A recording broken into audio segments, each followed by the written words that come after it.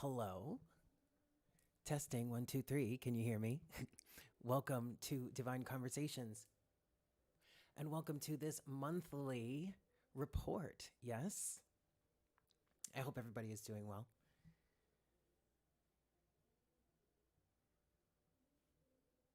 It is so good to see you all. It's so good to be here with you all. I hope you are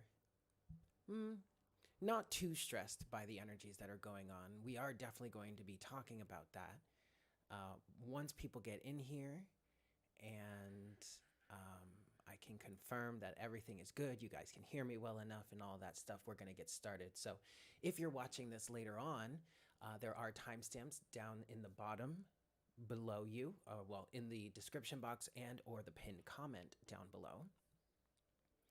And yeah, so you'll be able to skip through all the beginning stuff and all the fluff and just get straight to the messages if you want to. Yeah. Otherwise, you can just hang out with us. I highly encourage you guys to hang out with us. We have a lot of fun here. If you're new to Divine Conversations, if you're new to me, welcome. It is so good to meet you. Welcome to this monthly report. Now, there are a few things that I should start with just to let you know, since we are mainly going to be talking about astrology here, but we're going to be talking about astrology from the true sidereal point of view. So that takes into account the visible sky. So where things actually are in the sky versus where things used to be.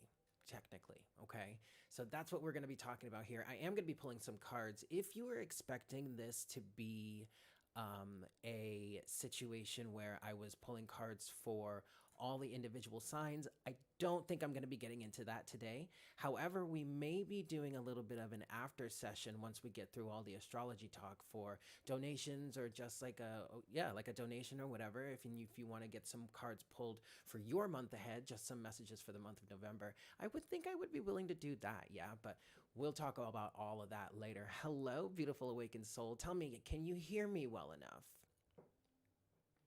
I just want to make sure. And maybe I can turn up the volume or something like that. But I definitely want to make sure, especially since I'm using this mic now, I definitely want to make sure that you can hear. Yes. Excellent. Welcome. Welcome, guys. It's so good to see you here. Happy Saturday to you. If you're tuning in on the live, it is Saturday, October 23rd. So we're getting a nice head start on what could be going on for the month. And I'm really excited to talk about this with you guys, to talk through this with you guys, because there are some things that really could be happening this month that are pretty jarring. This may be a little bit of a difficult month, especially the first 2 weeks of the month. But honestly speaking, this is really nothing that we can't handle. It's nothing that we're able to handle. Hello, Jessica. Quite frankly, whatever is coming up for us during this month is something that we're technically already prepared for, because it feels like it's in direct alignment with everything that we've been working on so far anyway. Okay, so it really does feel like we're entering into this challenging month of the opposition. Really, the main star of the month, or the main topic that I really want to focus on for the month for the collective, is the opposition between the sun and Uranus. Okay, so whatever is coming up, hi Colleen, whatever really is coming up this month for you is something you can handle. It's something you're capable of handling because you've been preparing for it. Whether you realize it or not is what I'm feeling for the collective here. Whether you really realize it or not, you're prepared for this. You've been ready for this, or you've been working towards this anyway. So don't freak out too much, all right? Especially if things really start to get kind of frantic.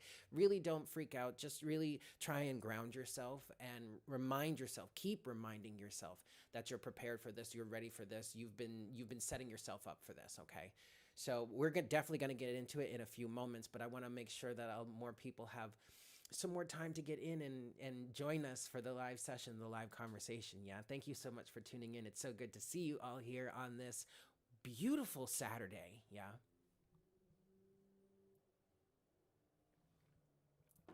How is everybody? Oh, sorry. How is everybody feeling? How is everybody doing? What are you guys up to so far? Has Saturday been good to you? Has your week been good to you? Has your month been good to you? What's going on? How is everybody? It's so good to see you guys.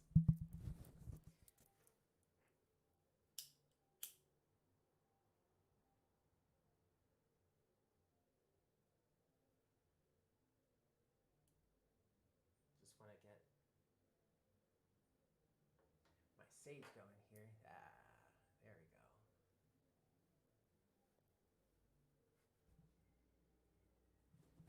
I don't know if you guys can hear the music in the background. Can you hear the music in the background? There are people, obviously there are people driving by playing music, but there are also people in the neighborhood that are playing music. It is a fabulous Saturday. Oh, there's some.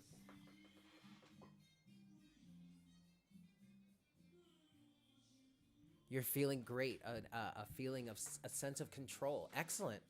That's great, Jessica. You know, that makes sense. I totally get what you mean there. I am experiencing a sense of control as well. But it's interesting. It's a sense of control, but it's also going with the flow and not really being in control either. Colleen is saying sad. Oh no. There's a lot going on, but just trying to stay grounded through it. Okay, relationship issues. Okay, Colleen, check it out. Speaking of relationship issues, you guys, I highly encourage you to check out my second channel. It's called Mystic Unicorn Mystic. Well, not yet, but it is Mystic Unicorn on YouTube. Hold on. Let me see if I can do this here. Actually, I want this.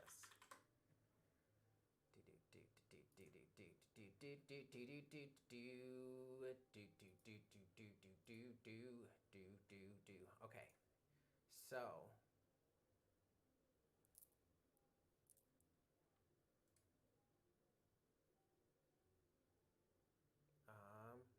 stand by.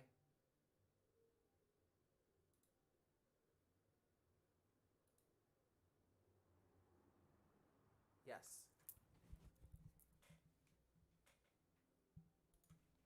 Okay. And then, whoops. Oh no. Oh no, I screwed it up. Oh God, you guys, I'm destroying everything. Oh goodness. Okay, but what I actually want to do is this. And then we want to do this. But I have to get the, oh geez. Okay, well we could do it this way, but then also, oh no, you guys, I really totally screwed up my setup here and I don't know how to get it back. Well, I was going to try and show you this. This is Mystic Unicorn. This is my second channel, you guys. And so I highly recommend that you check it out. It's where I focus on Venus and where I focus on relationships. And speaking of Venus and relationships, there's a lot that's going to be happening coming up with Venus and her retrograde that she's going to be making soon. Okay. She's already started her transit into Ophiuchus. And what I'm feeling for this time right now is that, oh, there we go. Is that, wait, we can do this now. Is that, okay. What I'm feeling for this moment as Venus is making her transit, she as she's moved into Ophiuchus right now, it feels like this is a moment where we could be becoming very aware of certain situations in our relationships that need to change, or certain realities in our relationships that need to change. But it's not that you have to make those changes right now. You are going to have an extended period of time to actually make these changes coming up as Venus transits into Sagittarius and then goes retrograde in Sagittarius, okay? And throughout this time, Venus makes a conjunction with Pluto right as she starts to go retrograde, and then she comes back and then eventually reconnects. I think she reconnects with Pluto, but she connects with Mars as well. And I talk about all of this in a video that's going to be posted to Mystic Unicorn tomorrow, Sunday the 24th, and it's another one of these sessions where we're talking about the astrology of the situation. And there's no tarot, and that one is actually all audio. I'm actually very excited for you guys to have access to that one. It was really fun to make. I was feeling really inspired with it. And so I'm really excited to hear what you guys have to think about it. So if you're not familiar, if you haven't checked it out yet, check out my second channel, Mystic Unicorn Tarot, here on YouTube. The link can be found in the description box below. And that's really where I'm focusing my attention on love and relationships. And when it comes to that channel, we're going to be focusing on Venus as well, pulling a lot of energy from Venus. So I'm planning on doing more transit reports when it comes to Venus throughout time, as time goes on, over on Mystic Unicorn. Okay, that's my love focus. That's my focus. That's my channel devoted to, focused solely on love and interpersonal relationships. Now, that does translate into love for yourself, okay? So we will be having moments where certain readings will talk about your relationship with yourself, how that may be expanding, how that may be diminishing, and everything in between. But that is the focus of that channel, is love and interpersonal relationships. Now, second thing here that I want to say in terms of that is, for those of you that were kind of expecting this to be a session where I pull cards for each sign for the month of November, I really doubt that's going to happen. Maybe we'll do elements towards the end of the conversation, but as of right now, I'm not really planning on doing that. And I'm not really sure I'm going to be doing much of that moving forward, okay, on Divine Conversations. But with that said, if you're looking for sign-specific messages, I would highly recommend that you check out Mystic Unicorn, because each sign, all 13, so from Aries down to Pisces, and even including Ophiuchus, gets a weekly message.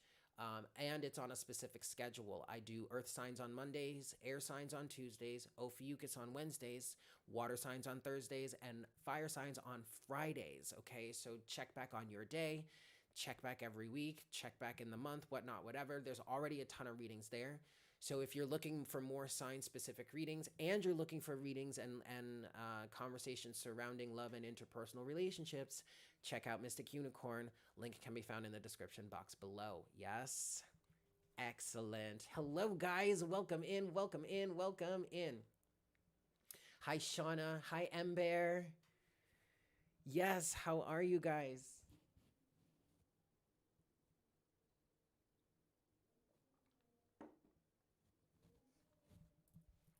It's so good to see you all. All right, so we should get started pretty soon. Let me make sure I have my notes here and ready to go, because I have a lot of notes here that I want to talk about, but I know you can't hear me. Oh, but that reminds me, it really would really be helpful if I got our chart up. So let me pull up our chart. Let me pull up the chart for the month really quick, and then we will get started here. Yes? What the hell is happening? Oh, that's what's happening. Okay.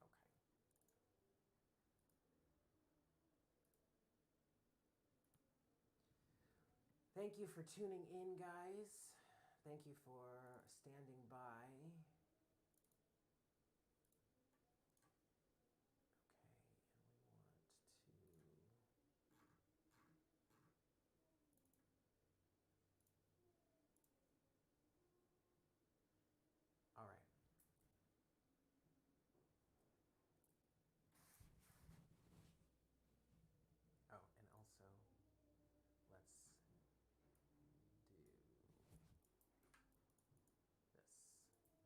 Okie dokie.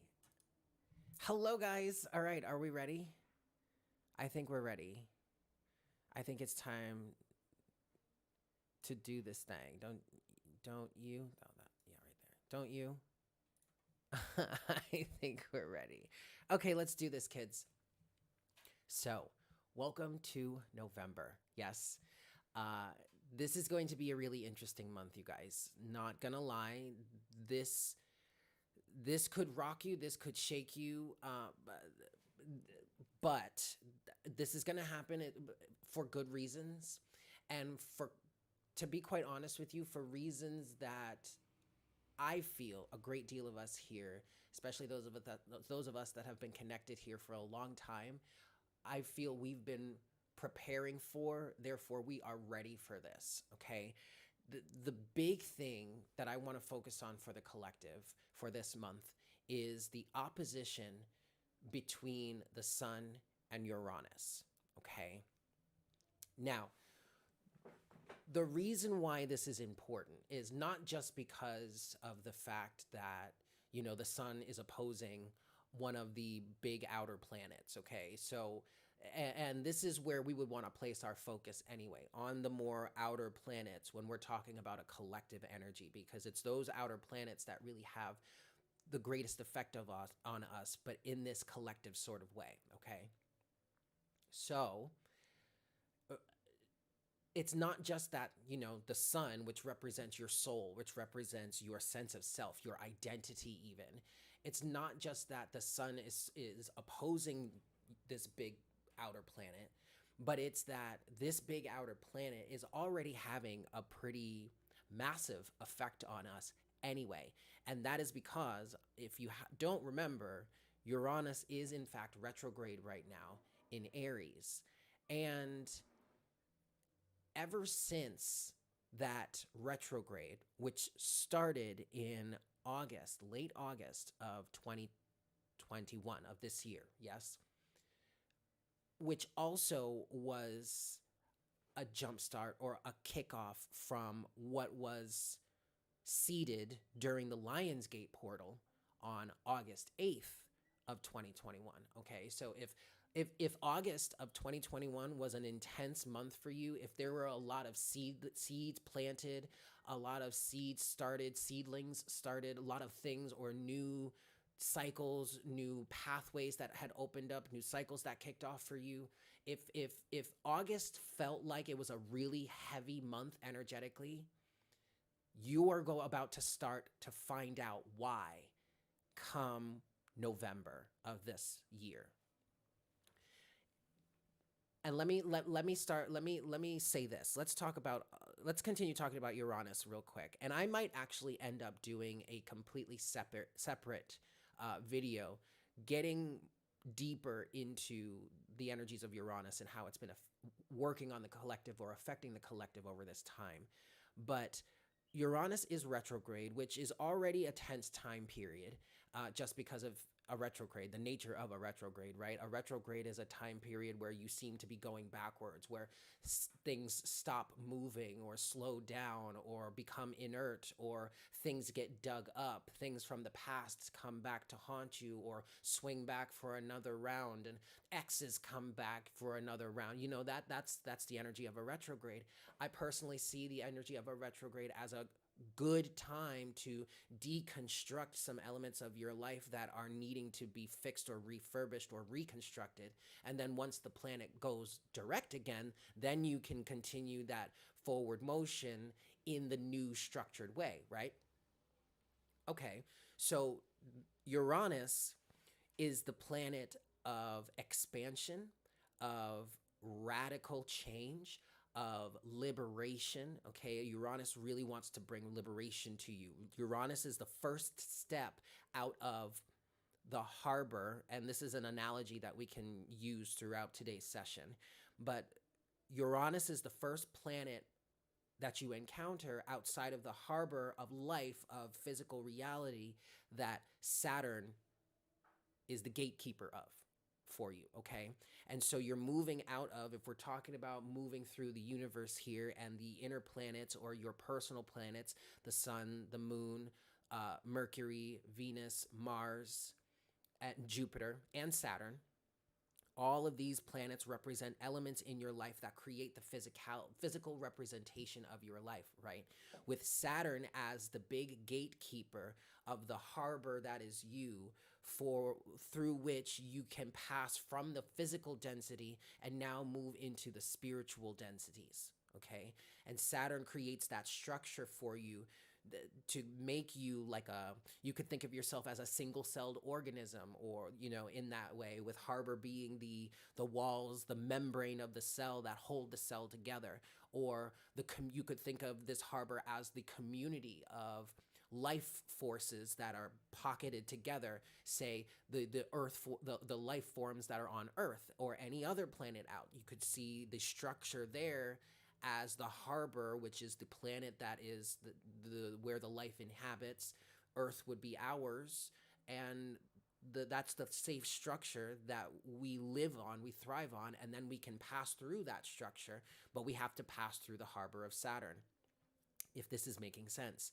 And so Uranus is the first planet you experience. And Uranus wants to expand you. Uranus wants to liberate you. Uranus wants to liberate you from the structure of Saturn and allow you to further explore out in the cosmos, right? So Uranus is a planet of liberation, of expansion, of extremism sometimes. Uranus is a planet that is associated with Aquarian energy, and Aquarius is a very revolutionary type energy, right? And so with this retrograde of Uranus, or at least with this retrograde of Uranus in the sign of Aries.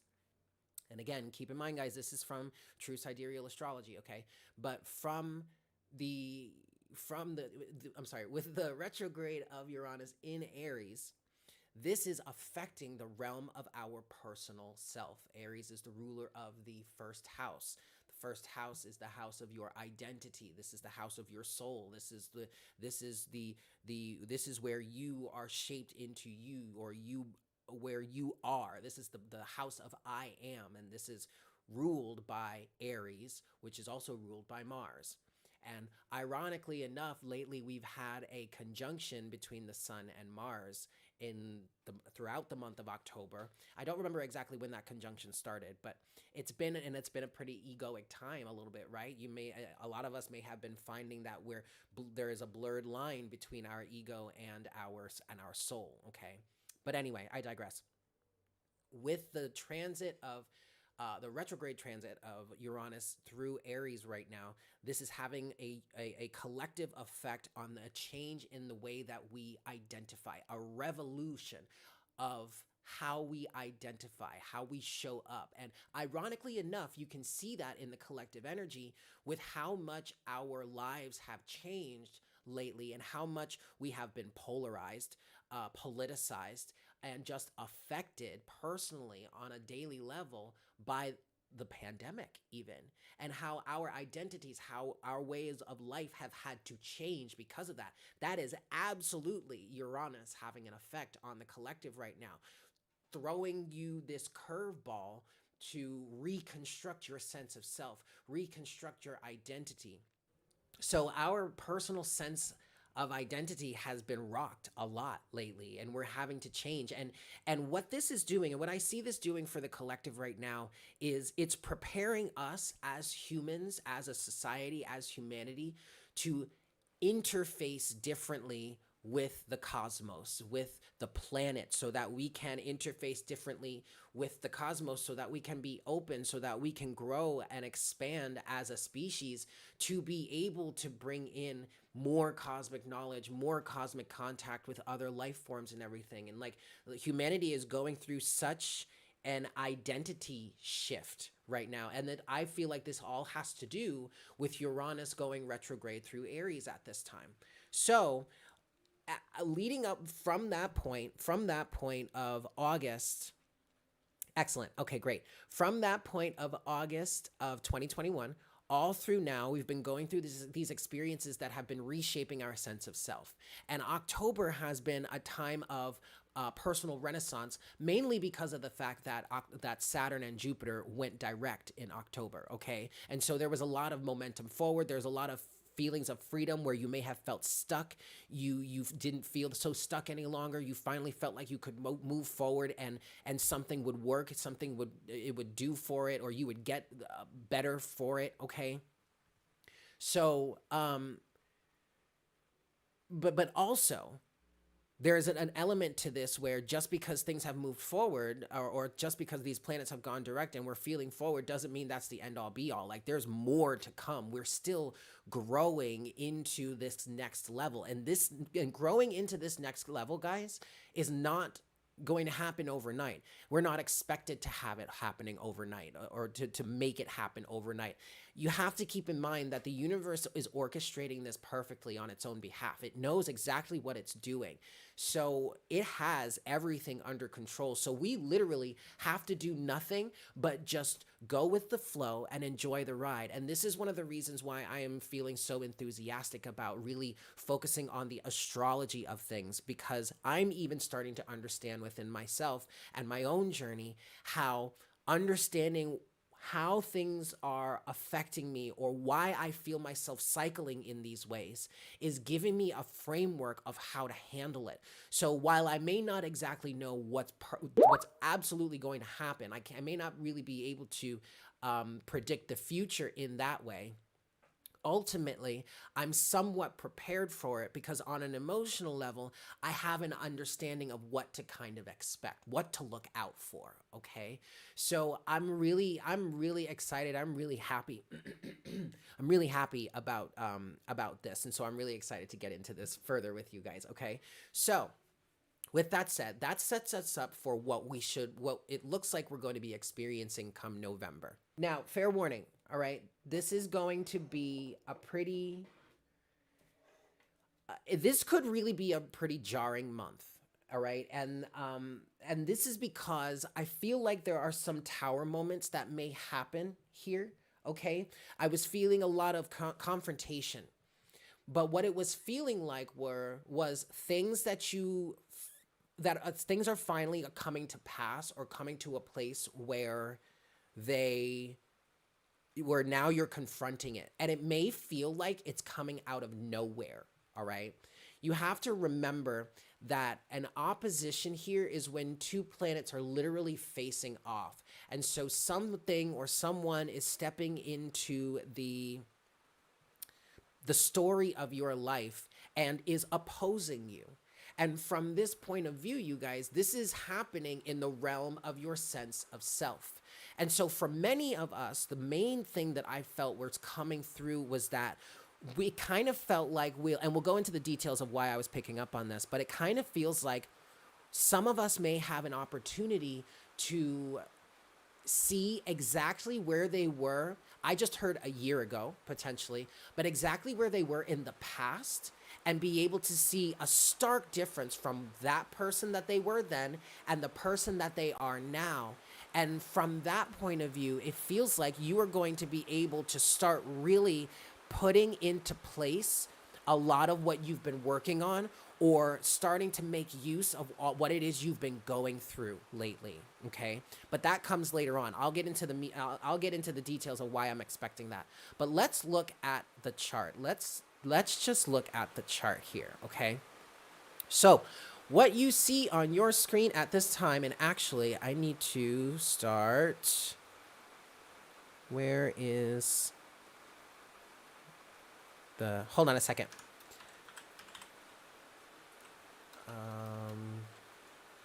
Shoot, I don't remember the name of the I don't remember the name of the program. I downloaded bear with me, guys. Bear with me. I downloaded an app so that I could, there it is, cursor highlighter, there we go. Haha, okay, so you should be able to see the mouse better. Can you see? Uh-oh.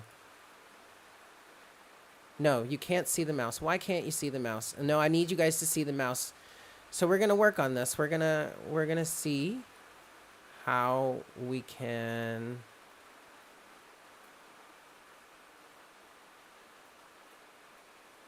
I don't know why. This might have been a thing before and I didn't realize it. I don't know why this is happening. All right, well, unfortunately, I don't think I'm going to be able to really use my mouse to show you things, but this is a work in progress, you guys. We'll get to it. But what you see here on your screen, this is the chart for November of 2021, okay? And already, for those of you that the first things you do, you look at the aspect section of the chart. Already, you can see that there are a lot of squares on the screen, aren't there? Yes. All right. So this is really what I'm talking about here. Now we have some squares with, and I know I'm placing a lot of emphasis right now on Uranus, but I feel like this is all connected to Uranus's transit, and so that's why I'm placing this focus. Not to diminish any of the other squares that are happening here with these outer planets, Neptune and Pluto. Okay, Neptune is squaring up with Venus, but that is a topic that I talk about more in the Venus discussion, which is going to be over on Mystic Unicorn, my second channel. Check out the link in the description box below. But Pluto, well, at this time at midnight on November 1st, Neptune is opposing the moon, but that's only happens for a short amount of time. That's something we would get into on a daily forecast, okay? But you see here you have, I'm sorry guys, you can't see my cursor, and I'm not sure why. I don't really. Anyway, but if you can read this, you have the sun is up at the top, the moon is next, right under that. After that is Mercury, then Venus, then Mars, Jupiter, Saturn, Uranus, Neptune, Pluto, and Chiron. Chiron is a little bit of an interesting topic that we can talk about in a second for a hot brief little message. But Uranus is making this opposition with the sun, while Saturn is square with the sun. Okay, and this square with Saturn and the sun started. I think it actually started today. Yes, that's right. Let's see. Let's go back. October, because today is the 23rd of October. So, no, it started yesterday. No, it did start today. Yeah, it sure did start today. Look at that. October 23rd. That's today at midnight. With the square started with Saturn. Now, Saturn and Jupiter are in Capricorn at this time. All right. We're not going to focus too much on the houses because that changes throughout the day. But Saturn and Jupiter are in Capricorn, and Saturn and Jupiter are making this interesting push-pull energy. It's very weird. It's a very dynamic energy because of the opposing energies between the two of them. You have Saturn, which is really restrictive, which is all about structure, which is about condensation and consolidating, right? Whereas Jupiter is expansive, is bubbly and bright and optimistic and dreamy and wants to expand and grow and prepare you for life outside of the harbor and with the rest of the universe, right? The Jupiter is that first expansive energy that you experience in your harbor of self, improving and creating your reality and everything like that. And I see Jupiter as kind of like that fun uncle, maybe sometimes even that drunk uncle at the party that really expands your mind, or it really appreciates you and appreciates, you being a kid, or the stages of your life, and is just very supportive and love and exciting and happy and expansive. That's kind of how I see Jupiter. So the two of them, between Saturn and Jupiter in Capricorn, as they are moving forward, as they are in their direct motion now, are making this interesting, it felt like a churning energy between the condensation of Saturn, the condensing motion of Saturn, and the expanding motion of Jupiter. And so they're making this churning aspect. Okay. And it's as if this might sound really creepy, but I'm literally seeing like an organism going through, I guess it would be respiration, or like maybe like a heart beating, that kind of motion. And as you expand with the Jupiter energy, you learn things, you experience things, you go through wild and crazy experiences that like slap you over the face and completely change your perspective about something. And then the energy of Saturn comes in and you contract, and you take all of the energy of that experience that you were going through and you pull it in and you condense it and you solidify it and you ground it into your foundation and you ground it into yourself, and that becomes more dense energy to represent the allness of you. And each time you go through this expansion and contraction energy, you grow in density. You get bigger and bigger and bigger and bigger and bigger. And it's this churning motion between Jupiter and Saturn as they're moving direct in Capricorn, which is a constructive energy to begin with. Capricorn is taking this and is driving this energy with its cardinal energy, and so it's creating this. I was when I was meditating and getting it, I was calling it a respiration. I'm not sure that's exactly it. I'm no scientist. I'm a astrology scientist. I'm a mystic scientist, but I'm not like a biological scientist. But anyway, I digress. So Saturn and Jupiter are going through are creating their churning motion, right? Uranus is already having an effect on us as we're just experiencing, going through the cosmos, going through the energies of the cosmos that are shaping us as beings, okay? The cosmos is driving everything here, you guys, all right? So Uranus is already having its effect on us. But now, as we're moving into direct motion, and you guys, you recognize how lately things have been really interesting. Things have been really strange. There's a lot that's taking shape. There's a lot of motion that's happening. There's a lot of change that's happening and so as oh goodness gracious, as we're going through this motion, as we're moving forward here, I can't look at the chat. I made the mistake of stopping to look at the chat really quick, and that completely threw me off. But I did realize also that you guys could have been chatting with me and I couldn't have seen it. But anyway, let's get back on track here. Where was I? Hold on. I have to refocus. Where was I? We were talking about, yes. So Jupiter and Saturn are having their own churning effect. And so now here comes Uranus after everything that we've been going through over this time period. Now we reach a month where we have a direct opposition between Uranus and the sun. And the sun for us, for the collective, the sun represents our soul, our sense of self, our identity. And throughout this time, especially of late September throughout October, while the sun, Mars, and Mercury have all been in the sun and Mars have been conjunct. Mercury's been really conjunct with them was conjunct with them for a hot second. Also, Mercury was retrograde at this time, and all of this was happening in Virgo, which is a constructive energy, which is all about self-construction, which is all about improvement, which is all about learning, maybe studying new skills. As the Sun, Mars, and Mercury have been moving through Virgo, this has been an excellent time to learn, to study, to brush up on new skills, or to brush up on old skills, or to learn some completely brand new ones, right? And as we've been going through this energy and this time period, this has all been a self-constructive time period anyway. All of the energies that we've been flowing through and experiencing, especially with Mercury having been retrograde during this previous time in October, all of this energy has been driving us to change, driving us to change our sense of focus to a more improved state of self. And now, as we move into November, Uranus is going to be directly opposing the sun. So what does this really mean? So this really, for me, or for the collective, feels like Uranus is going to be bringing in some pretty wild circumstances. Okay? And they're going to be some circumstances that you might think are so freaking extreme, right? But the real point here, what I'm hearing is the real point here is that if it gets the point across, then it wasn't too extreme at all. If it doesn't get the point across, it wasn't extreme enough. This is the type of energy that Uranus represents and brings into the situation, okay? And so this is going to bring situations that directly oppose you in your sense of self.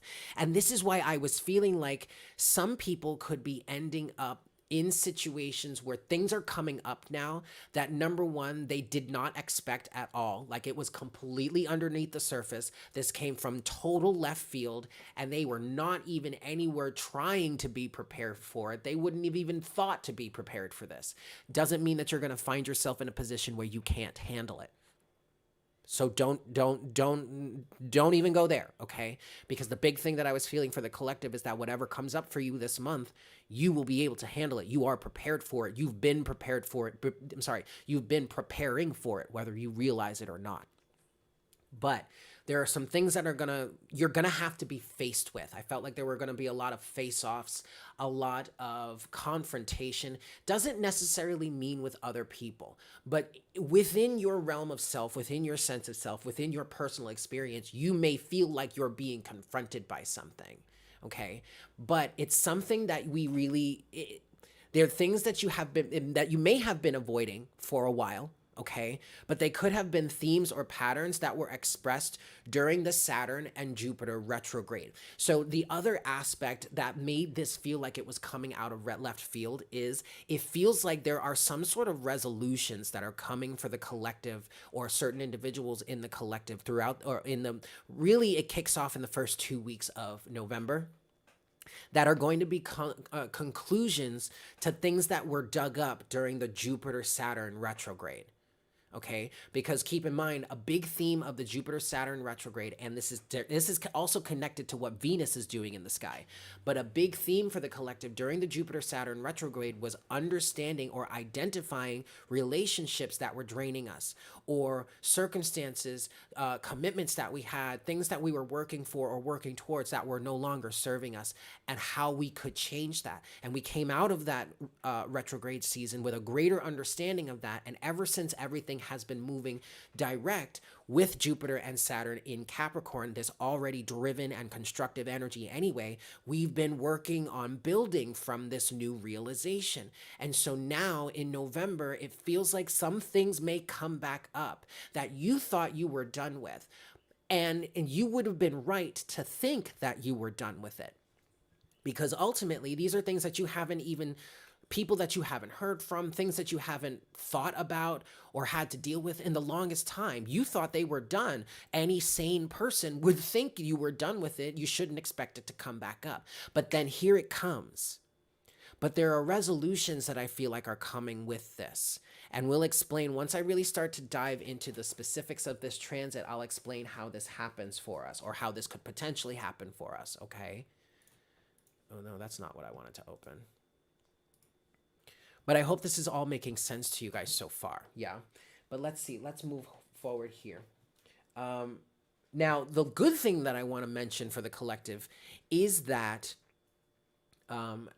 once we get through the month of November, and why I'm so enthusiastic about talking this through with the collective here is because if we can really prepare ourselves, like hunker down and get ready, like settle in for this storm that may be washing over the collective over this time period, if we can just get through that as best we can and get to December, we're going to be okay, because December is looking like a real breath of fresh air.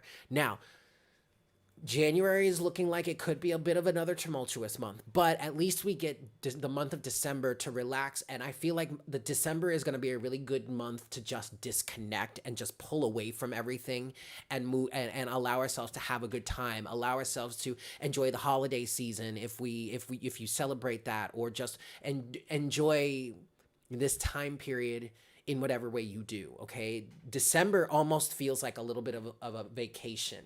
And it's a much needed vacation, because also November is kind of feeling, as I'm talking through this, November is kind of feeling like the final exams. And actually, with that said, I want to pull some cards. I want to get the cards in here. And I doubt you can hear me all too well, but I'm going to talk through this part. But I almost feel like November is kind of a month of like an energy of final exam. That's what it's feeling like. And even if you were like me, hold on, wait, last shuffle.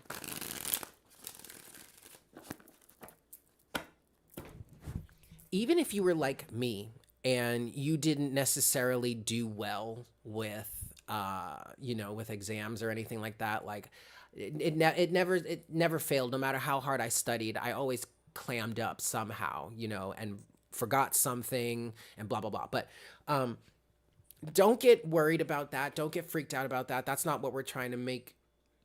That's not the energy I'm trying to convey here. It's not like we're really on the hook like that.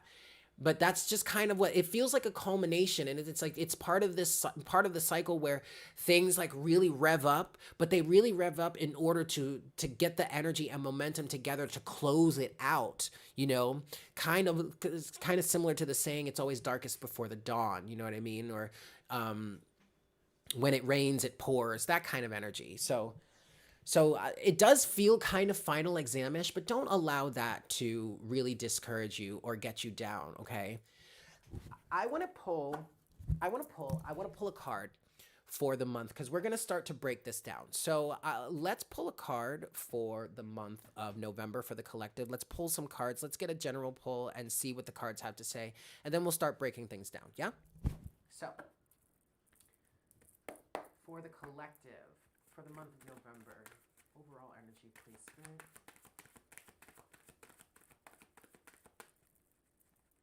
Overall energy.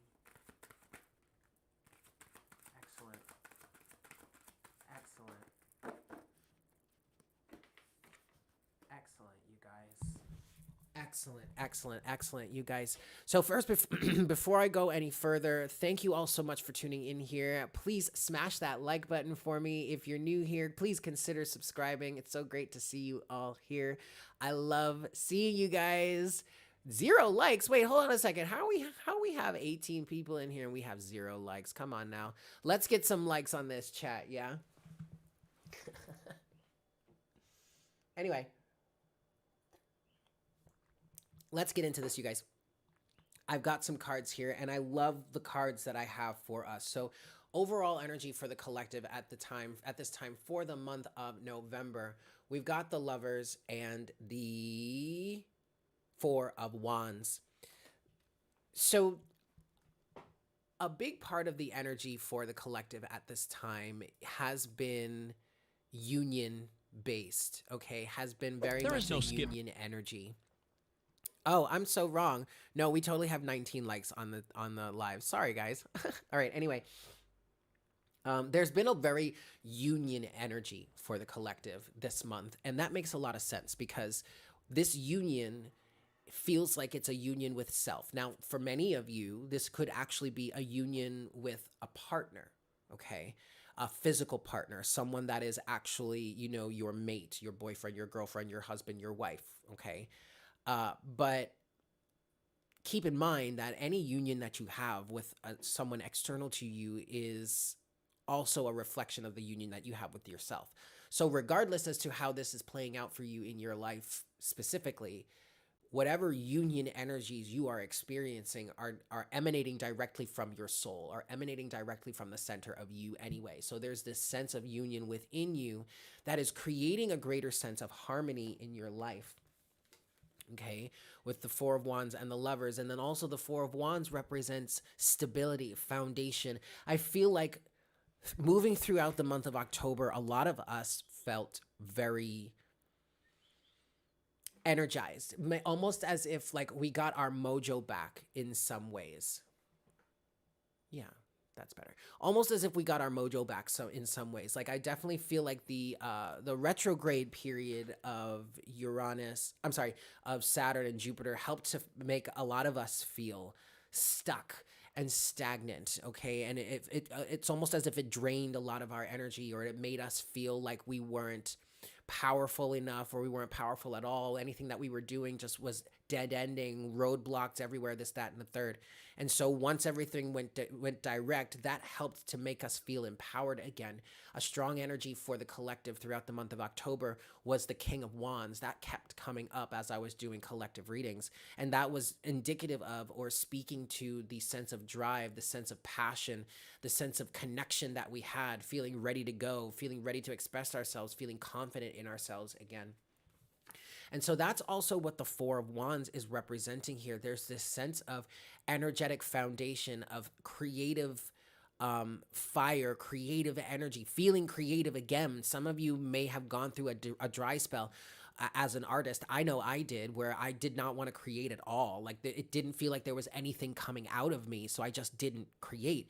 But now it just feels like the energy is flowing, and I'm literally seeing a fountain of fiery, passionate, creative energy coming through with this Four of Wands energy. And this is all because of the union between the masculine and the feminine within the self, the lovers.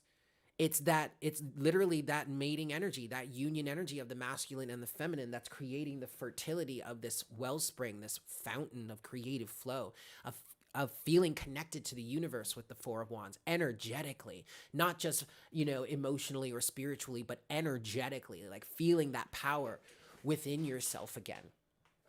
At the bottom of the deck for the collective is the Seven of Wands. All right. So holding the higher ground, feeling victorious, having this sense of self, having a stronger sense of identity, I feel like is a big thing. And that's also helping to bring this exuberance through. And that's another effect of how Uranus seems to be affecting us as a collective.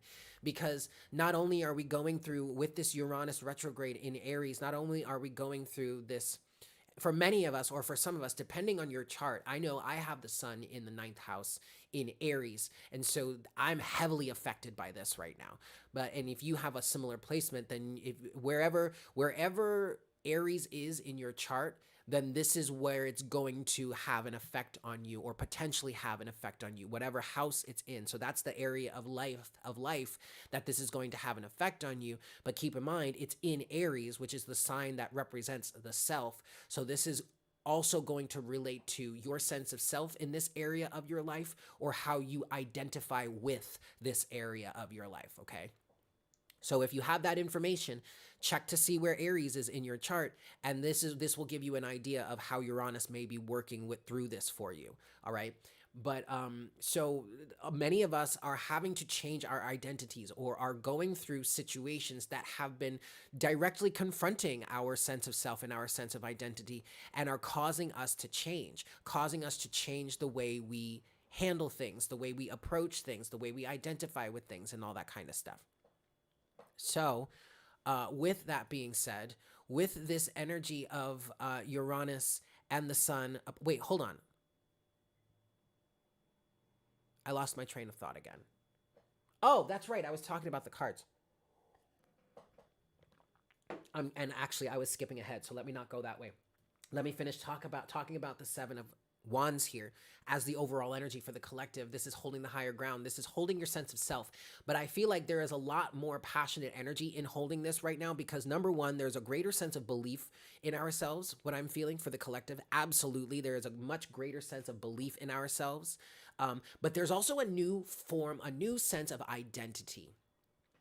And I'll relate to this personally. I went through, over this Saturn retrograde period, I went through a lot of healing my inner child. And now I've come to a place in my life where I'm actively reparenting myself. And a lot of you may identify with this, but I'm actively reparenting myself right now. And there's this whole new sense of self, this whole new sense of reality, this whole new sense of exuberance for my life now that I am actually being a new parent up to myself, okay?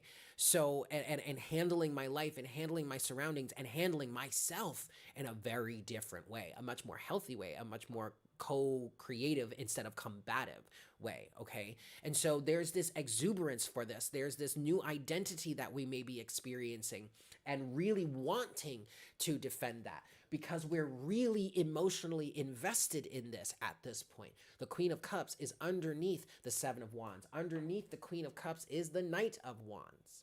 Okay, and the Knight of Wands represents Sagittarius energy. Spirit is taking me to Venus's transit. That is going to happen soon. Venus starts her next transit through Sagittarius on November 2nd, I believe.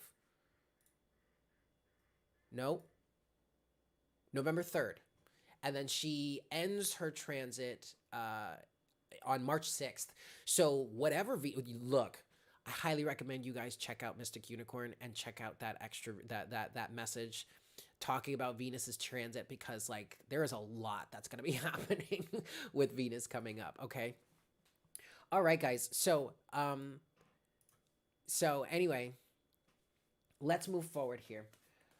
So that's our overall energy for the collective moving into the month of November. And so I want you guys to allow this to help you stay sturdy, stay focused, stay centered, stay grounded. Okay. You got this. You've been preparing you are prepared for this. You have been preparing for this, okay?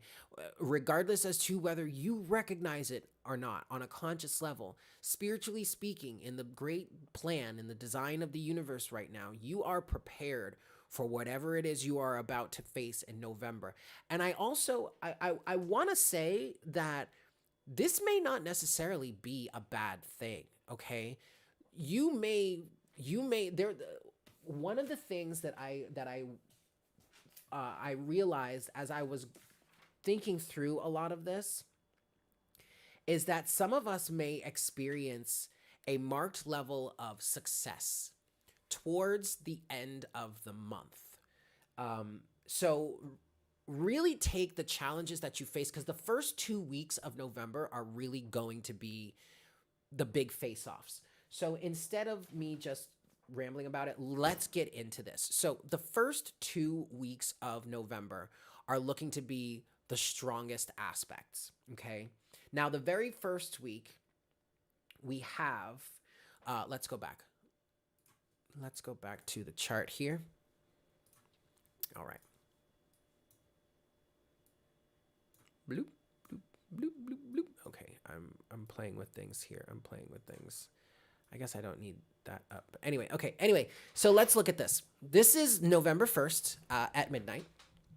Okay, and as you can see, we do still have the conjunction between the Sun and Mars. Now, we do have this square between the Sun and Saturn, and you may already be experiencing this because if you remember, I mentioned earlier in the session that this square between the Sun and Saturn starts today, October 23rd of 2021, all right? And so as we're saying here, Saturn is in Capricorn, all right? And we're moving forward. We're starting to build a new structure for our lives coming out of the Saturn retrograde. And the square between the Sun and Saturn, especially with the conjunction between Mars and the Sun, which is blurring the lines between your ego and your soul. But the square is potentially setting you up to experience something, have someone come into your life, or have a circumstance come up in which it places a roadblock in front of you, and you are forced to respond to this blockage, disclosure, in a way that you have not necessarily done so before. And that is happening right as, I'm sorry, the square. Yep. The square starts, okay, so we're still in October. The square starts right before the opposition between Uranus and the Sun.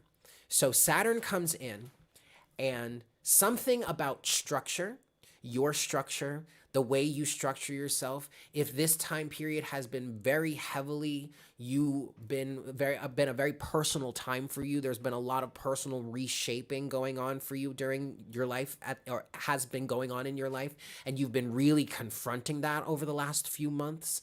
This could be showing up as an experience. I'm getting the example of someone may have the opportunity to have an experience or to share an experience with another person. But because of their own sense of structure, because of their own sense of personal boundaries that may not necessarily be good for them, they are restricted from going and having this experience with this person or this group or this organization or whatever this experience may be. And this may be showing up for you to start to reassess how you may be restricting yourself too much. How may you have overemphasized your structure in your life, over compartmentalized your life, instead of just allowing enough structure for you to flow as an organic being. So within these few days, so this starts on the 23rd and goes off and continues into November, okay? But then the opposition with the Sun starts, and it starts on the 27th of October. But then as we go further into October, that's when other things start to that's when the gateway opens, is what Spirit just said to me. But that's the focus of the month that we're placing the focus on the month of November. So we're talking about the lead up to it. So you may actually be experiencing this now or over the next few days, depending on when you watch this session. But by the time we get into the month of November, this is in full swing, okay?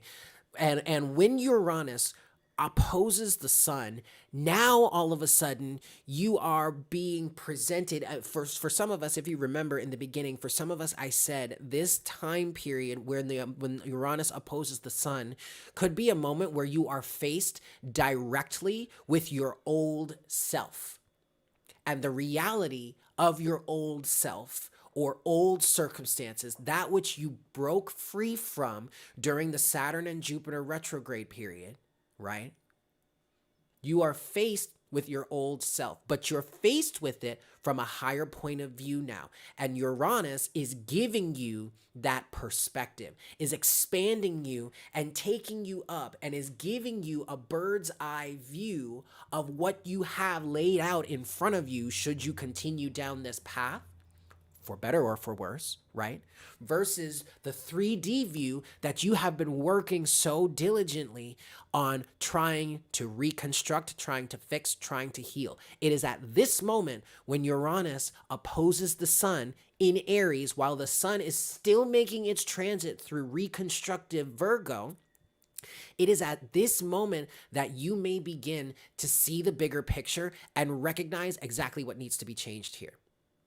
Because then toward later on in the month, the sun will be finishing out its transit through Virgo and will be entering into Libra. And by the time the sun enters into Libra, the Uranus will be then opposing Mars, which was just conjunct the sun for God knows how long, right? Feels like ages, right? And so this whole concept of your soul and your ego kind of blurring together and mixing together while all of this influence to change your sense of self has been happening. Now Mars gets a shot of Uranus's expanded point of view right when right when the sun has made its way into Libra, where now you can get a better balance of things. When the sun starts moving into Libra and continues its transit through Libra, you have a better option, a better way of balancing all of this out, of finding the happy medium between consolidating what you have learned in relation to your old self and where it is you are going through to the future as your future self. Let's take this back to the analogy that I was talking about before with this churning type energy between Jupiter and Saturn. If you remember, I was saying we have this churning energy. We're expanding and then we're contracting. And every time we expand, we learn something new, gain a higher perspective. Every time we contract, we consolidate those perspectives and what it is that we learn, and we ground it into ourself and make it more of our physical form, thus expanding us with each breath, with each expansion and contraction, right? And so that can be equated to what we're talking about here. As the sun is moving into Libra, it's helping to balance things out. It's helping us to get that perspective, to understand what it is we've been experiencing and what it is that we need to change. And then the sun moves into Libra, and then we can consolidate it. Then we can balance it out. Then we can bring it together, especially with the cardinal energy of Libra as the sun is moving forward. That could also be an express lane towards balancing out, from evening out from the past in the future.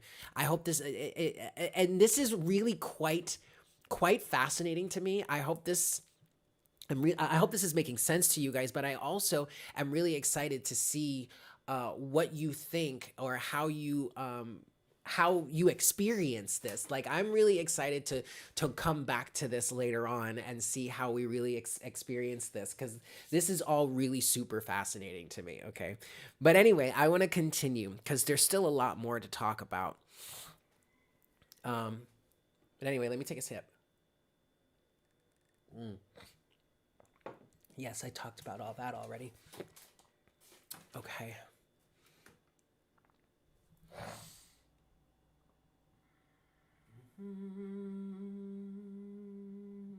Yeah.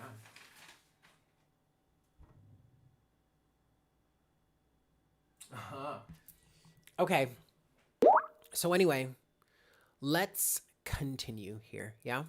So let's just keep moving forward and talk through this as we see it. So this is the first week of of November. All right, and we have, as you can see, we have this direct opposition now. By the 3rd, the opposition goes direct. Okay, between the Sun and Uranus here. I'm so sorry. I wish you guys could see my cursor, but there you go. I think you can see it that way. Uranus is now highlighted here. It's up at the top of the chart in the 10th house as of this moment. Don't worry so much about the houses here, okay? But the Sun is in Aries. That's more important. The Sun is in the sign of Aries here, and it is directly opposing, I'm sorry, that's Uranus. And the Sun is directly opposing Uranus down here in Virgo, okay, on its way out of Virgo into Libra. All right, now this is by November 3rd. So, but as you can see here, we also still have a square happening with Pluto, the square happening with Neptune and Venus, a square happening with Mars and Pluto, okay?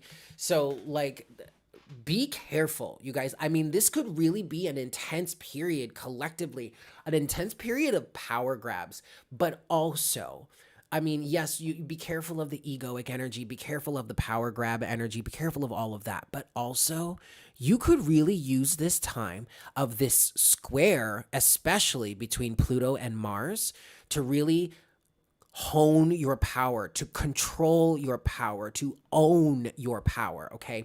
Pluto is associated with power, and you have to be very careful with this. Pluto is associated also with the with characters like Maleficent or the witch in Snow White.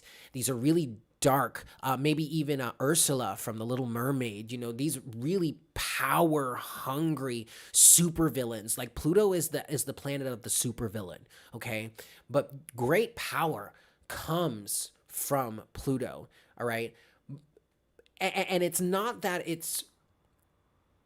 that should be available to us in these realms down here, but humans are pretty fragile, and sometimes that power can really corrupt, okay? And so that's where you get into the real supervillain aspect of it. But quite frankly, I feel like with this square happening between Pluto and Mars for the collective, okay, well, that doesn't last very long. That's actually coming to an end. But you know what? This makes sense.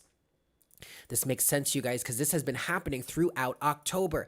And there, right there, directly, look at that. Ooh, look at that, you guys. I landed on that at 555. Look at Mars is up here. Come down this square to where Pluto is. I'm so sorry. I wish I had my cursor for this, but that's not working right now. But look at that square between Mars and Pluto, 555. Hey, but anyway, this right here is why we're feeling so empowered, you guys. This square between Pluto and Mars. This is why we're feeling so empowered. This is why we're feeling so emboldened. But also, this is why this conjunction here throughout this month of October between Mars and the Sun may have been so problematic. However, I don't feel like it was problematic for those of us that have been really working on ourselves in this journey, okay? Because we've been working on our sense of self-awareness.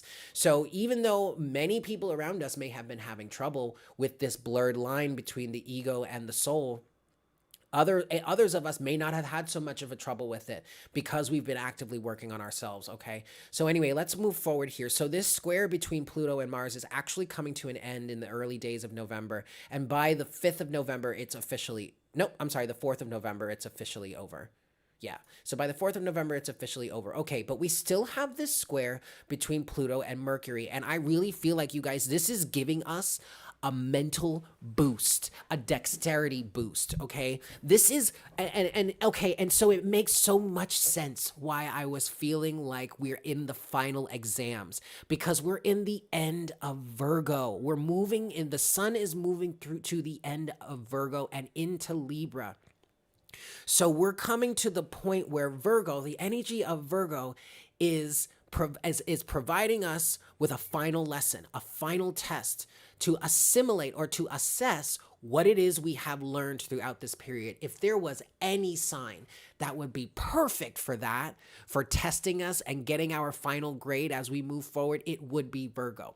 But it makes sense why it's Virgo, because then from there you move into Libra and you're placed in your space in a balanced way in relation to your test scores or your test results. But the sun is at the end of Virgo. And so this is where we're getting all of this test energy from, or this final exam, this big push in these first 2 weeks of November.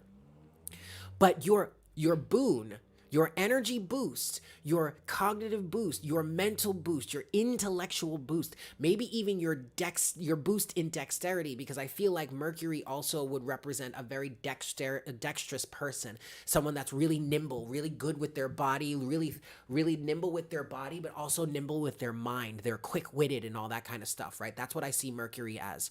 So the square between Mercury and Pluto could really be superpowering your learning energies, which could be helping you in this aspect, in this expanded aspect between the opposition between Uranus and the sun. So it may be easier for you to get it. It may be easier for you to learn. It may be easier to pick out the points that need to change for you. That's really so excellent, right? So now, continuing on forward, you guys, we have Saturn here. Look at Saturn. Saturn is squaring up with the sun. It's also squaring up at the moon at this moment, but this is midnight on November 4th. So that's a way more transitory, or that changes a lot more frequently. Moon cycle conversations we talk about on a daily basis, okay? But look, the Saturn is also squaring with Mars here. So this is confronting obstacles somehow, confronting framework, okay? For some of us that have been really actively building new things in our lives, we could be coming up with a period, or on a period, where the structure that we've built so far is going to experience a challenge. But this challenge feels like it's going to be good, because it's going to prepare you for the future. You will come out of this successful, okay, however scathed or unscathed. It's going to vary, but I don't feel like anything is really going to actively chop us down here. But we're going to come out of this having learned something, and being able to take what we've learned in this square with Saturn right now and place it into more of a better form, a better vision of our structure as we continue moving forward, okay? So Mars is squaring up with Saturn at this point. This is the 4th of November. Moving forward. Mercury now squares up with Saturn. Okay, and now at this point, we get to the 8th of November. So now we're moving into the second week of November, all right? And as you can see, the sun is still opposing Uranus, but Saturn is no longer square the sun any longer. Okay, that's fine. Now Jupiter is square the sun. Oh yes, in the second week of November, Jupiter gets on its shit, right? Saturn had you the first week, Jupiter's got you the second week, yes? And so I'm hearing for, let me get a card. Let me get a card here, actually. I want to get a card for this, for the collective, because in this second week, I'm hearing the review process for some of us with this square between the sun and Jupiter. This is a moment where we can potentially start to have a boon or a boost. So for some of us, I feel like some of the trouble may actually come in the second week of November, because Jupiter is going to want to expand us out of this structure, or expand us in a way that's going to allow us to build new structure. And I feel specifically that some people are not going to be prepared for this. Specifically, watch the people around you, and especially the people that have been having the most trouble for the last 2 to 3 months. Watch them during the second week of November. I feel like there's something that's really going to come forward that they're definitely going to have to deal with, that they are most likely going to have a hard time with, okay? But let's pull a card for the second week of November for the collective. For the second week of November for the collective.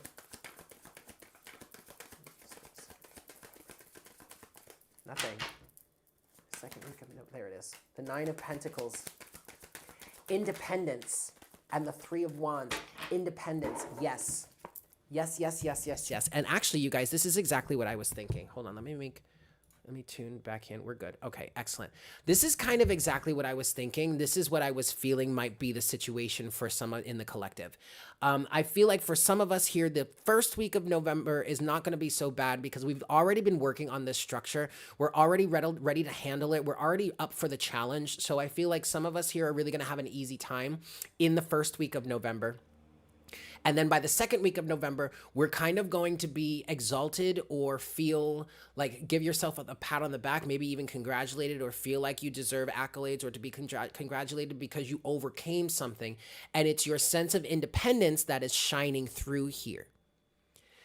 And the reason why I feel like it may not be so good for some other people connected to you or some other people that are around you, and mainly those people that may have been having trouble over the last 2 to 3 months, I feel like it's their lack of independence that's going to really be the focus here. Some people are going to have trouble with this because we're going to be moving forward. Okay, I really feel like certain people that have a decent, I will say, let alone strong sense, but a decent sense of sovereignty, people that have a decent sense of sovereignty at this time are not going to face as many challenges. Because you've technically been doing the work to be in this Nine of Pentacles energy, to be a sovereign, independent, free-thinking individual, okay, self-sufficient individual. And so I feel like by the second week, it's going to be having to face the reality for some people of their lack of independence, of their lack of sovereignty, and what they have and what they're going to have to do about it, trying to figure out what they're going to have to do about it, because there's still a forward-looking motion here with the Three of Wands, okay? And see?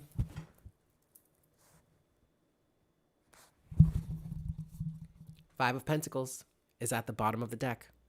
You guys, this is exactly what we're talking about here. This is the lack of sovereignty. This is the lack of independence. And some people are going to be asking themselves, how do I even move forward here? Whereas those of us that have been really working on ourselves and really working on our sense of independence and sovereignty have already been looking forward like this, have already been working on this. So it's not going to be anything new for us. By the second week of November,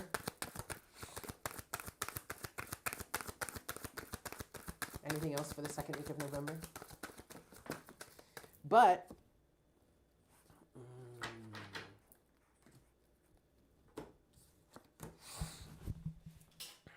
we have the Chariot, and the Fool is at the bottom of the deck. And the Moon is underneath the Fool.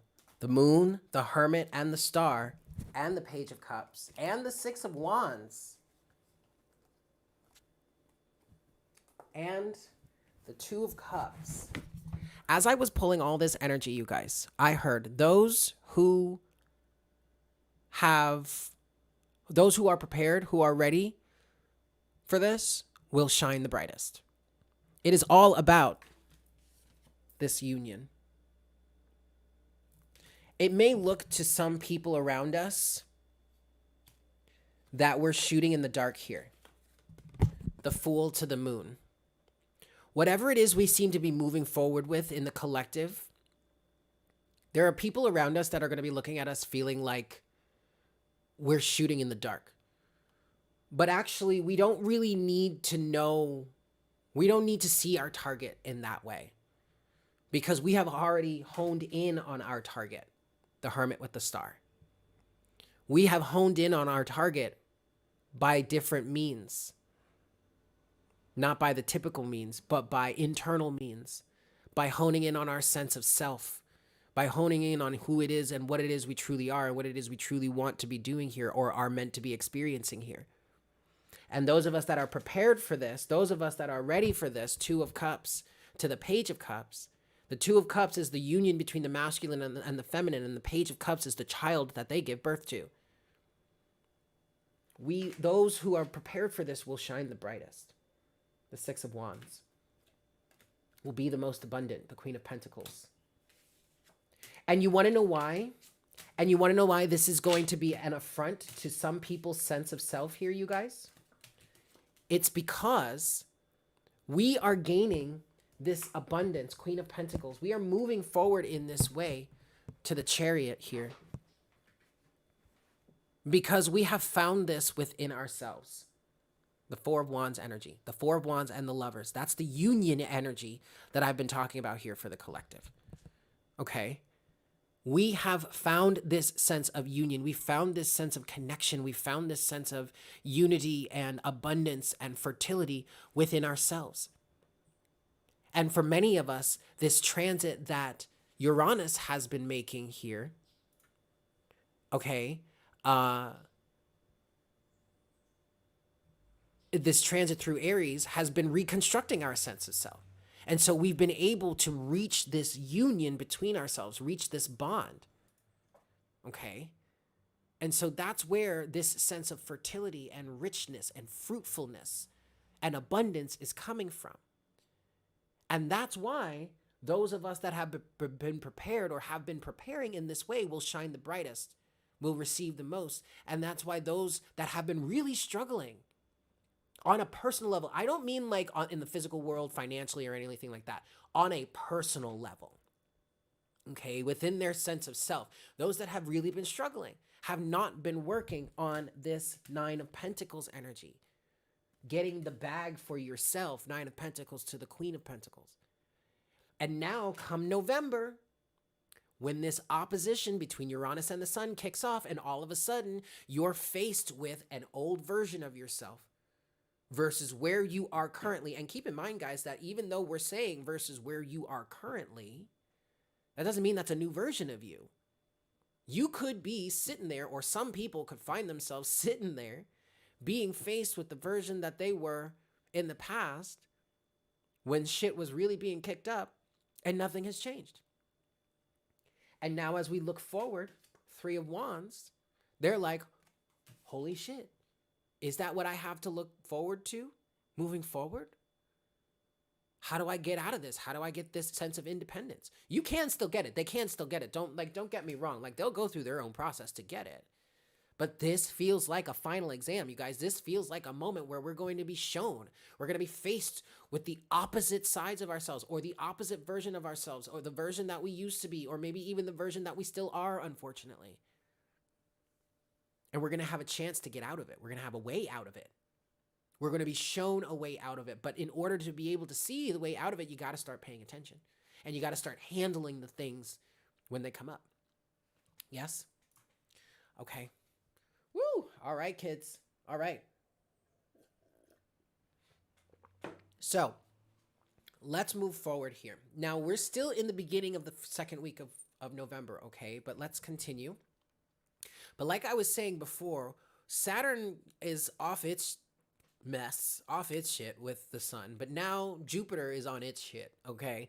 Jupiter starts to square the Sun, and then it conjuncts the Moon for a hot second. Yeah, okay. But then by the 16th, so now we're getting into the third week of November. The Moon, Jupiter is squaring Uranus. And then I think, is that it? Now, oh no, that's right, it does. And then by the end of the month, it's squaring Mars. But see, here's where things start to turn around, you guys. And then here is where we start to get into the more beneficial energies that seem to be coming forward for the collective in December. Let's go back. Now notice, we are by November 24th, we have a square between the Sun, Mercury, and Mars, and Jupiter, okay? All three, the Sun, Mercury, and Mars are squaring up with Jupiter.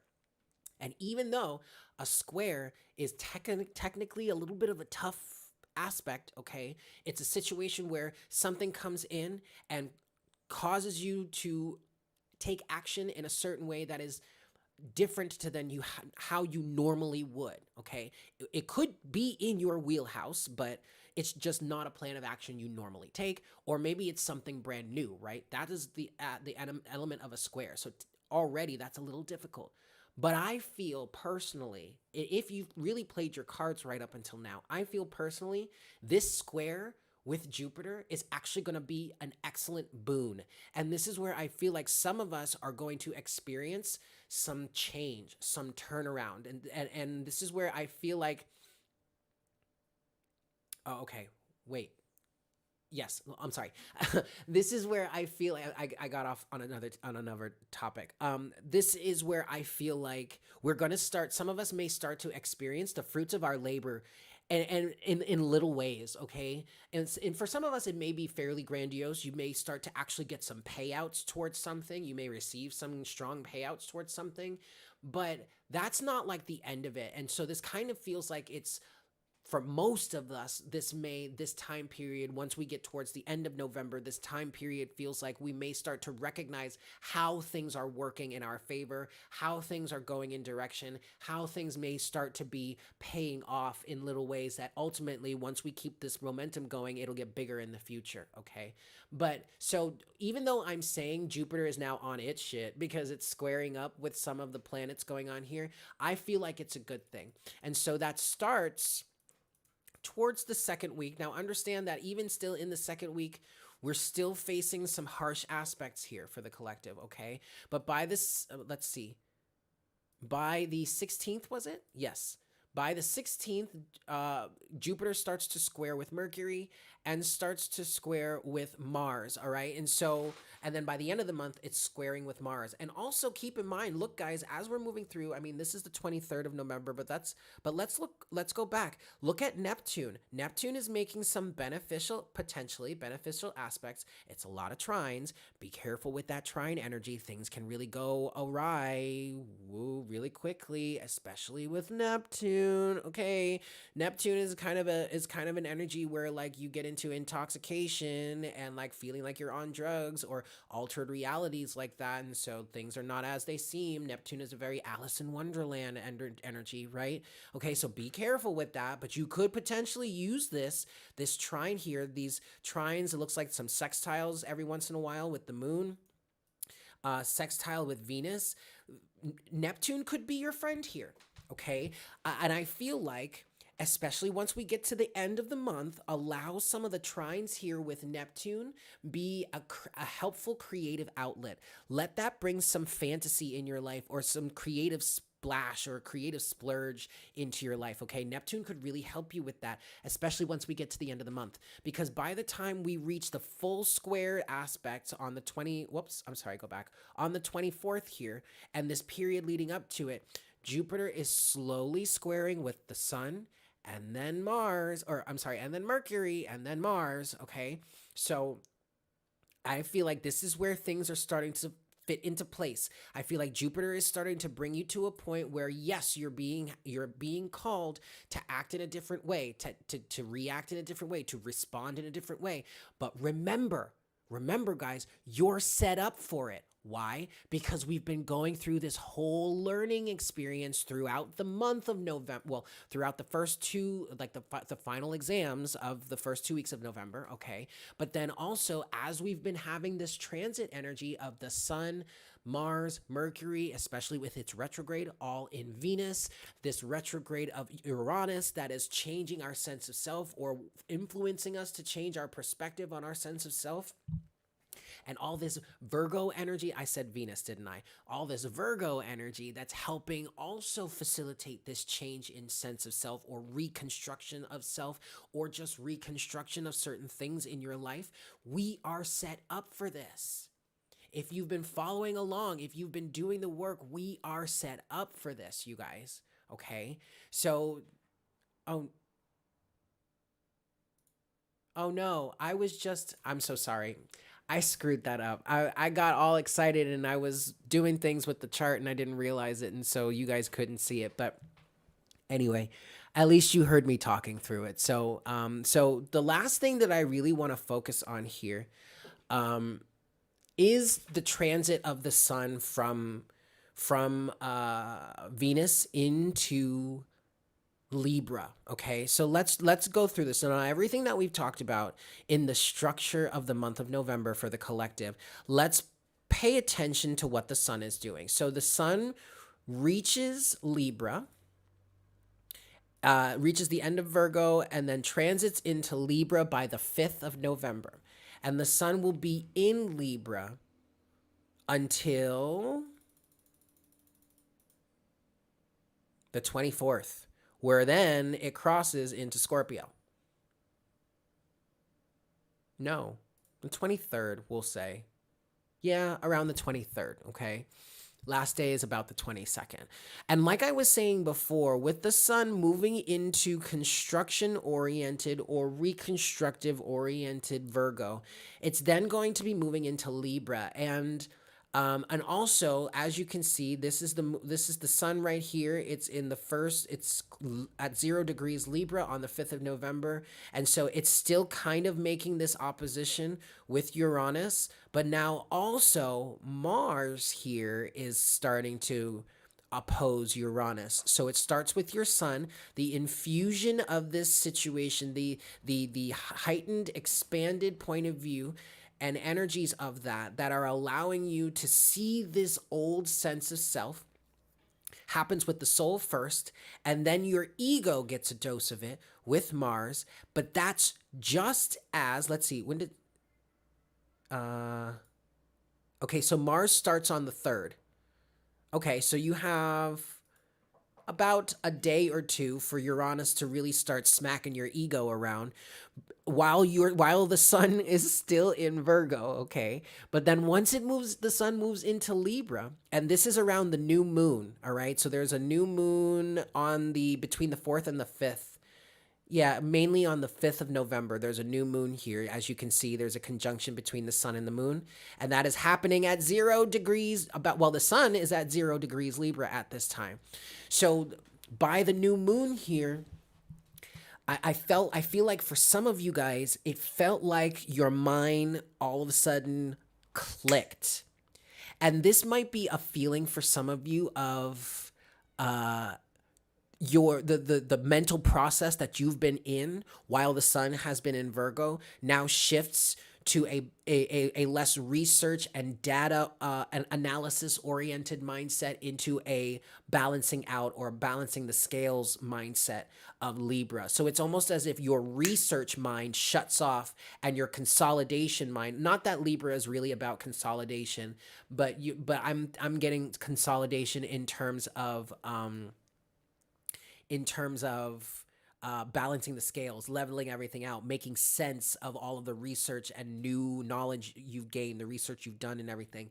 Once the sun moves into Libra, also at this new moon era time period, you could really set the stage for some excellent stuff, you guys. For some excellent stuff, because I feel like at this point, you're going to be able to see it. You're going to be able to understand more, okay? Especially with the fact that, Mars is conjuncting with Aries. I'm sorry, not Aries, with Mercury at this time. Is still kind of conjunct with Mercury, so that's helping to fuse your intellect with your ego. I'm seeing all these conjunctions while also Mars is still conjunct the sun. I'm seeing all these conjunctions, you guys, as really good things. Okay, because even though the lines are blurred here between your soul, your action, and your intellect, this in reality helps you to heal things, helps you to reconstruct things. You're not dealing with such rigid boundaries. You're dealing with a conjunction of all this stuff. All of the boundaries are blurring here, okay? So this is all really good stuff. I'm really excited to see how this plays out. I'm very excited to see how this all works out for the collective. Definitely come back to us at the end or later on in the month and let me know how this resonates for you. Yeah. We're going to move to a little bit of an oracle reading section of this session. I'm going to put my hair up. But I'm using 3 decks of cards for the oracle section. Okay. That looks fine. All right, kids. So I definitely know what I wanted to use. I want to use the Lightworker Oracle. I want to get a message from the Crystal Mandala, and I also want to get some liquid crystal messages. Yeah, I definitely want to start with the liquid crystal, and this is the part of the session in which I'm going to need to definitely have a mic stand so that I don't have to hold the mic while I'm doing this.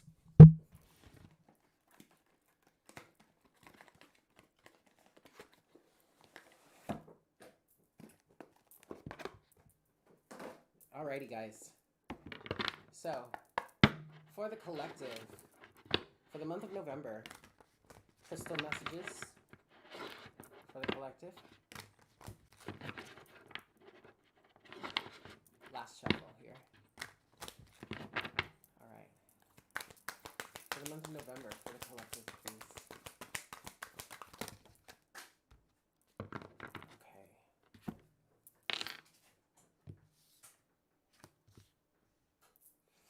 Yeah. So the crystals are coming through with a really strong and powerful message, you guys. So the first, the one that I want to focus on the most here is the middle road, or Amazonite. Okay. And what I'm getting, so we're going to be faced with we're at a crossroads at this moment, and we can call this an energetic crossroads. Okay. And so this is the moment where we get to choose. It's a point in which we get to choose the middle road. This is the middle road, but I'm seeing this as a cross in the road, or it is a point of choice, and it's really actually very very similar. What I'm seeing, it's very similar to this of opposition with Uranus and the Sun, because we're able to balance our lives out, to consolidate our lives in terms of who we were in the past and who we want to be in the future, and fusing that together in a sense where we can walk the middle road to get to where it is we want to go. So it's like a middle road pops up for us as we fuse these parts of ourselves together throughout this month. And for some of us here, this is going to be troubling, okay? The Three of Wands is still at the bottom of the deck here. This is that point where you start to really focus on your future. Three of Wands, Nine of Pentacles, okay? Queen of Pentacles. You're really focused on our future, or we're really focused on our future. And for some of us, this feels very enthusiastic, you guys. We feel very enthusiastic in this energy. This feels almost like a hunger, a real driving passion, because we've been wanting this for so long. We've been wanting to create change in our lives for so long, but we've been held back because of the retrogrades, because of what's been going on the planet, because of what's been going on in the cosmos, because of what's been going on in society. But I feel like many of us are feeling activated. We're feeling ready to go, and we're really feeling ready to take this middle path. We're ready to step into service. Okay, Larimar, we are listening to spiritual guidance, selenite. But this is these elements here: service, spiritual guidance, and the middle road. It's these elements specifically that are going to create some upheavals and changes for people around us. Okay, so Spirit is really trying to prepare us, really be ready for this. Stand your ground. Stay in this Nine of Pentacles energy the most, as much as you can. Hold your sovereignty. People may be losing their shit. Okay, maybe losing their shit around you. That doesn't mean you have to get sucked into it, but also remember that we are prepared for this, or we've been being prepared for this. So there's really only so much sympathy that you can have for people that are really going through it, for people that are really struggling with it. And that's where this real Queen of Pentacles energy comes in, knowing your worth. I mean, the Queen of Pentacles is nurturing, is compassionate, but to an extent, okay? She also has a pretty rigid side to her, so I feel like there's only so much compassion that you can have for people that are really struggling with this. And I don't mean to sound insensitive, but it's really a very structured thing. You can't do it for them. They have to do it themselves. And the reason why you may be feeling victorious at this time is because you were doing it. You were doing it the whole time. You were doing the work. You were walking the path. You were listening to the spiritual guidance. You were stepping into a level of service, however that represents, or however that shows up in your life. And those that haven't been doing that, what I feel like here, what Spirit just said, is those that have been walking the path of service to self are about to face some upheavals. Let's talk about that. I want to pull some tarot for this energy. So for Amazonite, Larimar, and Selenite. Because I'm seeing, also, you guys, I'm seeing the Tower for the collective in some ways, okay?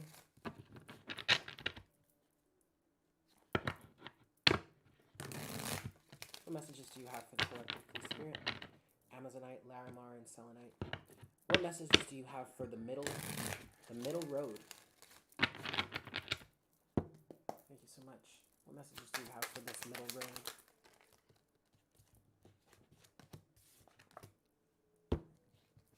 guys. Oh my God. Whatever. I'm letting loose here. Oof. You guys, look at this. You have the Hermit with the 7 of Wands. In terms of this energy of walking the middle path, I literally just heard the holy path. Now, I'm not super religious here. I mean, I completely believe in Jesus and I respect religion, organized religion and all that kind of stuff. But I heard the holy path. So for some of you, this middle road represents the holy path. Whatever the holy path is for you in your life, if you identify with it that way, then that's what you're walking here, or that's what you're meant to be walking here. Okay? So in terms of this middle path, you guys, stand your ground. 7 of Wands and the Hermit. Stand up for what it is you believe in. Stand up for the realizations that you come to, the realizations of self that you have come to, and hold that boundary. This is absolutely the lesson of wisdom at work versus the lesson of just unconditional love.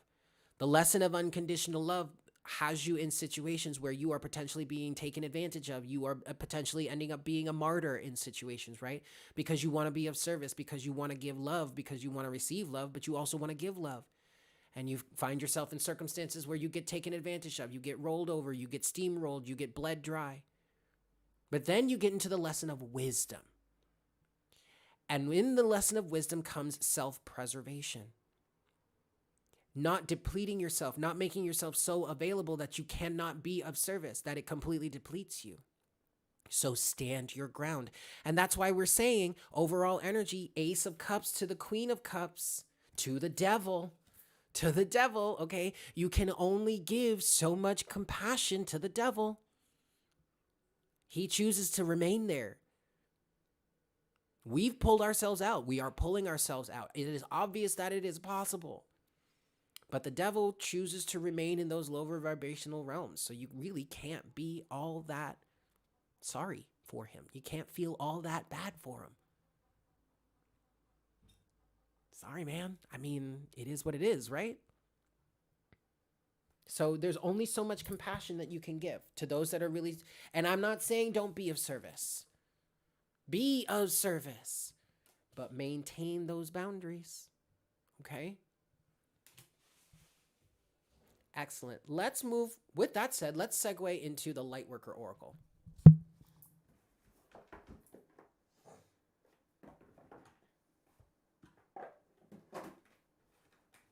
All right. So, messages for the collective. Lightworker Oracle. Messages for the collective. Well, actually, you know what? I didn't even shuffle. Let's just go ahead and give this 3 shuffles. 1, 2, and 3.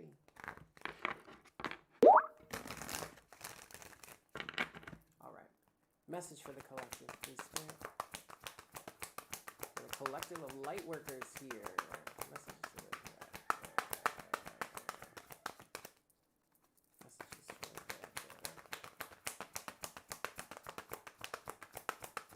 there it is, right there. Card number 33, Master Healing.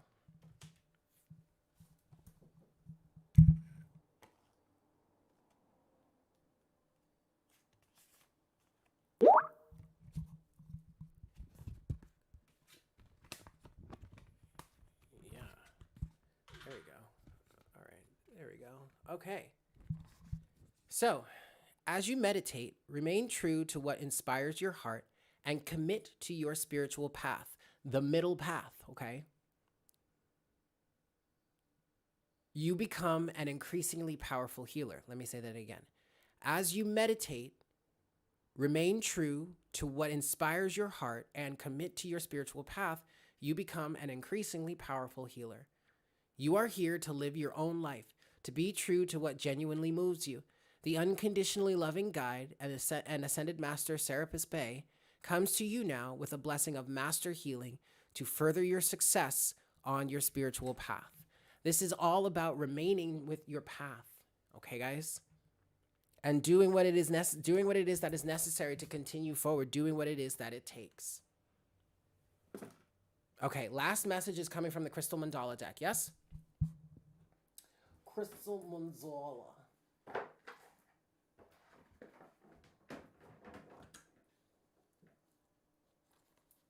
3 shuffles. 1, 2, 3.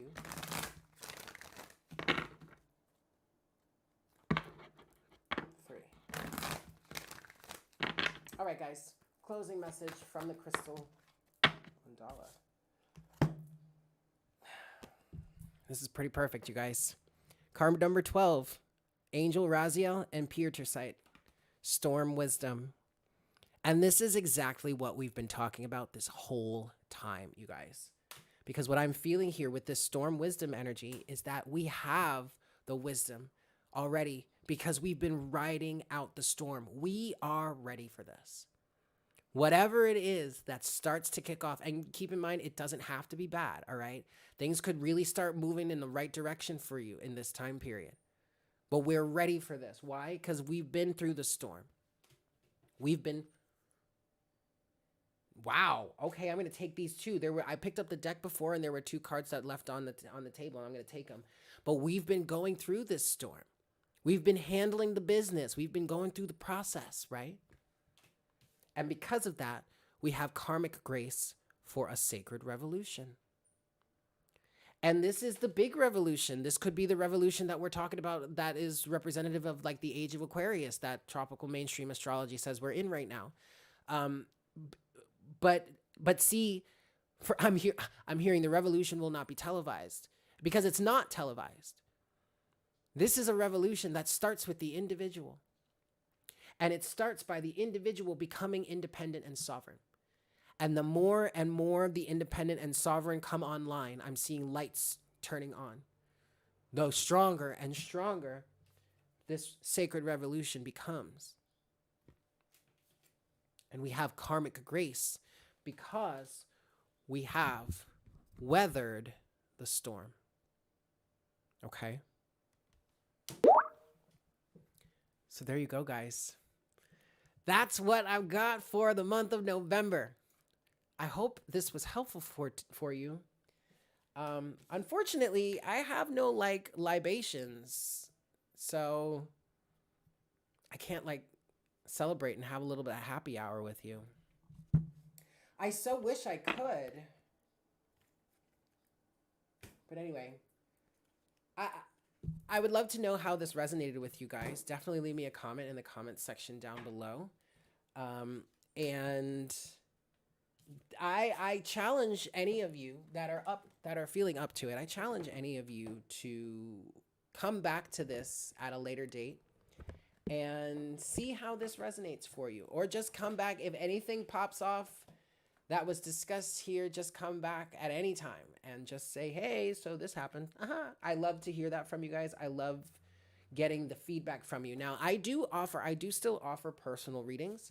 I haven't, even though I've placed a big focus on astrology lately, I haven't completely abandoned tarot, even though it looks like I may have abandoned tarot here on Divine Conversations. And I understand how people may feel a little jarred by that. As I started this channel, I built this channel on tarot, but I'm shifting as a person, and I'm shifting into more of an astrology focus. So I'm not, so I have to shift with that. And I don't want to leave Divine Conversations completely behind, okay? I want to continue working with Divine Conversations and working with this collective, and I'm just shifting in direction. So if you guys want to come with me, you're more than welcome to. But if you want to keep up with just the tarot readings, then I definitely recommend going to Mystic Unicorn, because there are more messages coming through, more than just once a month for each sign. It's literally once a week, okay? And the schedule is already there. So check that out. But stay tuned here on Mystic Unicorn, on Divine Conversations, because this is where we're really going to be talking about the real stuff. And I guess that's what Divine Conversations was supposed to be all along, talking about the real stuff. And I'm gaining that perspective through astrology. And so I'm really excited to continue bringing this to you guys. I hope you are too. But yes, I am still doing personal readings. So if you'd like to get a personal reading with me, that is available. all you have to do is check the description box below, and I still will just do a tarot reading for you if you just want a general reading. But I'm also open to doing uh, astrology readings and working with astrology, and maybe even combining both astrology and tarot into your session if you're willing to, or you're looking for that. Yeah. So check me out. But keep in mind, guys, I'm approaching this from a true sidereal point of view. Yes. All right, guys. I guess that's it. I'm gonna head out. I'm gonna go on with my day. Maybe get some libations, enjoy myself here in my space, enjoy the rest of this beautiful Saturday. I hope you guys have a fantastic month. I hope you guys have a fantastic day. And I look forward to connecting with you all again very, very soon. Yes? Excellent. Take care. Mwah! Bye.